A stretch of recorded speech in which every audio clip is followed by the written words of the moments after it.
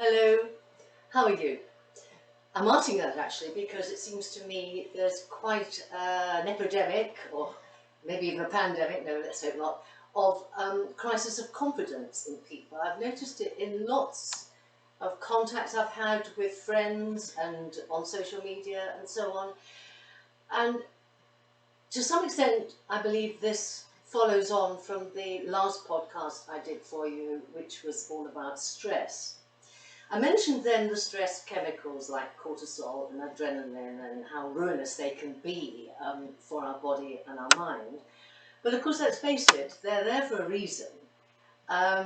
If we were in a situation where the house suddenly was on fire and our children were asleep upstairs, we would spring into action with determination and an ability we didn't know we possessed and superhuman energy to get our kids out of the burning house.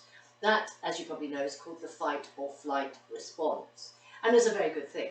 The trouble is, if it's being activated all the time, so those chemicals are sort of bubbling around all the time, it's not such a good thing. And I believe that's what's happening to many of those. And it's probably what is messing with our heads, because a lot of us, I think, feel that this whole situation is messing with our heads to some degree. We sort of feel we've lost a bit of ourselves, we've lost a bit of our normal confidence.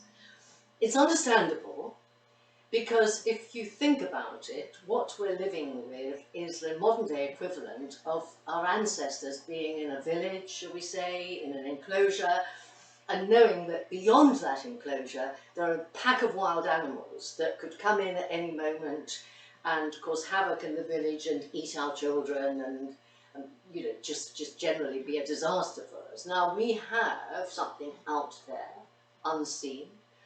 We're well aware of it because we live in an age of mass communication. We know there might be a vaccine that could solve things. If we got testing, it would be great, or it might take ages, or maybe vaccines will never work, we'll have to live with it. Does the government know what it's doing? Who knows? So there's all of this going on all the time. It's very hard to escape it, and even when we're not consciously thinking about it, I do think it's playing with our mind. Now, what should we do about this? Well, first of all, I think you need to recognise, is this something that I have suffered from for a long time? Do I feel I'm not as good as other people? If that is the case, then probably you're talking about poor self-esteem, and I won't go into that here because there is a podcast on that. I think it's episode 5, and you might want to have a little look at that. But if normally you're a perfectly adept and capable sort of person, but you're actually thinking, I'm not managing the homeschooling with my kids or supervising them as well as other people, I'm not sure my friends really want to speak to me on the phone as much, I don't really have the urge to go out, I'd sooner perhaps do an exercise class online rather than go out. I'm working from home, but I get the feeling that the rest of the team are actually doing much better work than me. All those sort of feelings, but they're not normal or routine for you, then what's happening is something unusual, and it's horrible and tough. So what can we do about it? Well, we can't wave a magic wand, I only wish we could, but we are now supposed to be allowed to go further and to see more people at an appropriate distance, of course. I actually drove out of the city boundaries of Norwich the other day, and I felt quite strange for a moment or two. Have I got everything with me? Is this the right way? It was a weird sort of sensation. I quickly got back into what felt like myself, but it was just a temporary blip and I didn't like it much.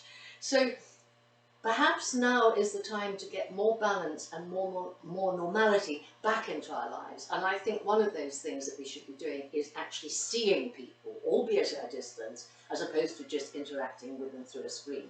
So perhaps you can have tea in your garden at a distance with a neighbour, you can drive somewhere and have a distance dog walk, something of that nature. And I think we need to build that in to our schedule now for our mental health. And I think it will put things in perspective, it will help us to acknowledge really that we're not alone in this respect. By talking to other people, they say, oh yes, no, I'm feeling that as well. That immediately diffuses it, doesn't it?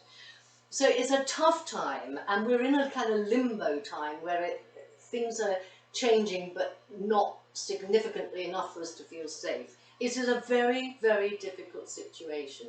Don't be cross with yourself if you think you're not coping well. I bet you're coping much better than you realise. And I'll see you again very soon.